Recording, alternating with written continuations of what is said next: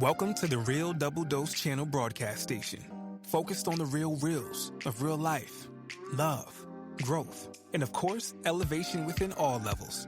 RDDC is exactly the place where anyone can discover more depth, love, light, and clarity within themselves, and elevate from other people's walks of life, conversations, and questions, along with deeper insights. So tune in and be a part of the Double Doses with Lexus T and RDDC. Hello, everybody. This is your wonderful host and your girl and your oracle, Lexus T. I'm happy to have you on here. And of course, I'm always bringing the stories of what it is and keeping you up on what's going on. We got Mr. HVH and more people coming on. And definitely, we had Philippa on as well a couple weeks ago. And I can't wait to see her roll out coming in. So there's things going on. And I just want to say, haven't forgot about you. If only anything, I'm bringing more flavor, more depth, and what you all need, okay, beyond just a cup of soup for the soul. We have it going on.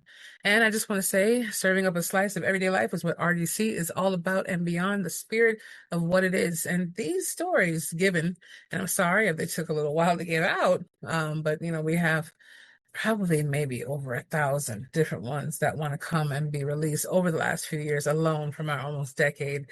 That they're getting where the God's timing is and no one else's, through the surgeries, through the journey, through the life, whatever we're going through the funerals, through the ups and downs, the weddings, the smiles, we're here. And I'm making sure I give full disclosure on making the stories and being able to release these stories under, some people want to preside in privacy and some don't care about speaking out their name. But this is about sharing their story to our blessings and the things that they share. And I hope that it resonates with someone else too. But there's a man, right? And exactly what the things are is, I guess I don't really know the name of the episode that we're going to name it. We never do before that, but we'll get there. But there is a man who never planned to be successful, right? For most of his life, he was just trying not to drown. Drinking wasn't a hobby.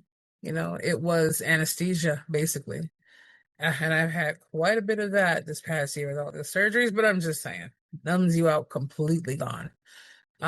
It softened the edges of disappointment for him. It numbed the weight of not living up to his own expectations. He told himself he was functioning. He worked, he showed up enough, but behind closed doors, his life was shrinking. Like, it really was. His relationships faded, opportunities slipped by, and the voice in his head kept saying, "This is all you're good for." Like, literally over and over, that's what he heard. One morning after a night, barely remembered, and he barely got to that moment. He looked at himself in the mirror and didn't feel disgust, which was good. Tired of surviving. He was tired of explaining, tired of apologizing. He didn't quit drinking because he found God that day, though. He quit because he was honest for the first time.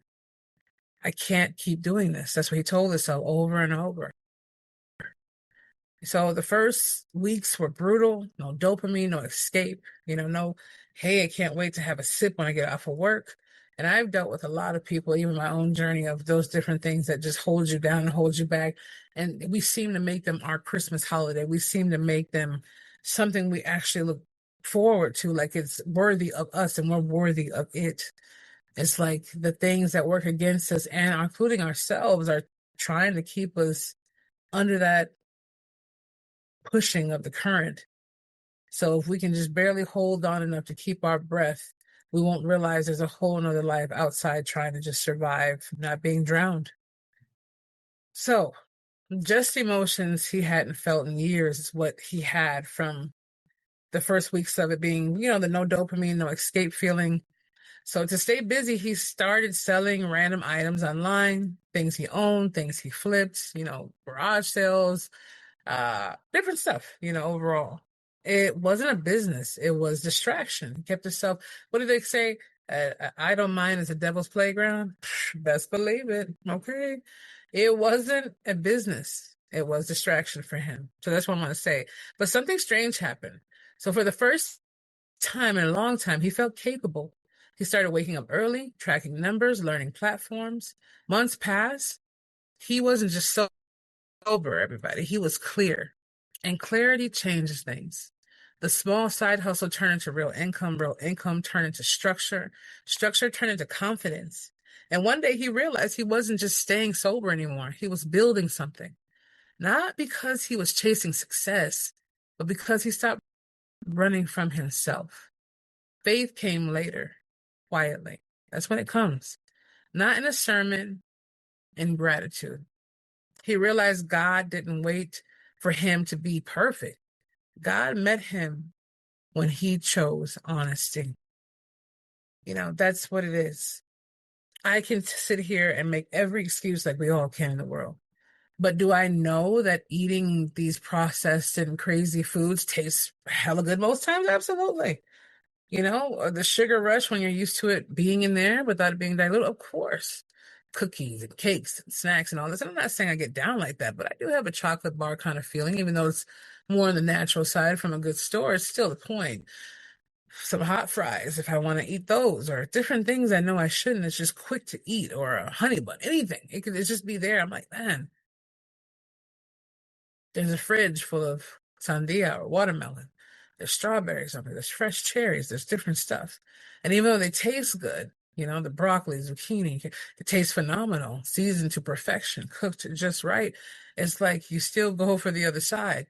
It's like a person walking down the street knowing they shouldn't stop at the club or that strip club or whatever it might be, that certain bookshop, you know what I'm saying? And they still do, even though they have the library down the street, even though the cafe is right there and they got a book in their bag. It was that journey of where it is. It's the journey of feeling that. It was God met him when he chose honesty. That story to blessings. It's not about dramatic conversations. It's about what happens when someone stops numbing and starts listening. If you're in the fog right now, this isn't your ending. It might be the moment everything finally starts aligning. If you're so debilitated, you can't hear. Even when I have my sleeping regimen at night, someone could say, hey, I put you a sandwich in the fridge, and I could hear it. I'm just saying, sometimes I could hear it as, yeah, I put your sandwich in the fridge. You should thank me. That kind of thing. And it could be a demonic distorted or whatever you want it to be. But it's like, now I'm getting to the point where I know how to just settle down and be like, I'm probably reading the room wrong. Either way, I just want to say that. And I'm here to encourage everyone. And I'm here to encourage you wherever you are, that even though the story might not be the fullest, I'm giving snippets of what's shared with me. I can only do so long and give so much, and that person still wants to share their story moving forward. So I'm just giving you that clarity that maybe you can take a page from that book. It's a little bit more, not so in depth, but it gives you the overall feeling of what this gentleman is going through or was going through. And he found that through his honesty and being honest with what was going on. Because like I said, he realized that God didn't wait for him to be perfect. God met him when he chose honesty. And that is true. It's not about dramatic conversions. That's the truth. It's about stopping ourselves from wanting to be numb so we can really start hearing and listening. So, story to blessings is for people who didn't think they'd make it this far and don't know what comes next. But they do know someone else needs to hear their story. They want to get on the right road to doing more and knowing that their story is important. And that's what we all are, a walking embodiment of experiences, life, different backgrounds, cultures, food, everything. And we're walking stories and testaments all around here. We're the spoken word of God created in form of the human flesh with God's breath. So we are walking words of God and the breath. That's what we are. No matter what it is, it doesn't have to be a sad coming from poverty here. It could be a person having a golden or silver spoon in their mouth and what they went through and how it affected them.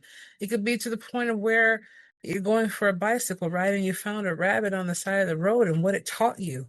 These meanings are deep, just like you watch a show about animals or you watch whatever. It's something you get from it. You read a book with a child, you hear a story, something you get from it.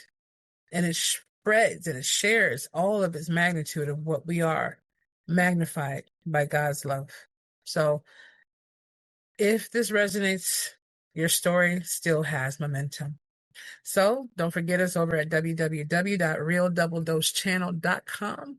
All right. Remember to be the change, feel the passion, share your story to blessing. All right. When we have that up, if you're hearing it now or later. And remember, you are more than a conqueror. You're more than powerful. And we will see you on the flip side. Love, peace, and blessings. I'll talk to you all very, very soon.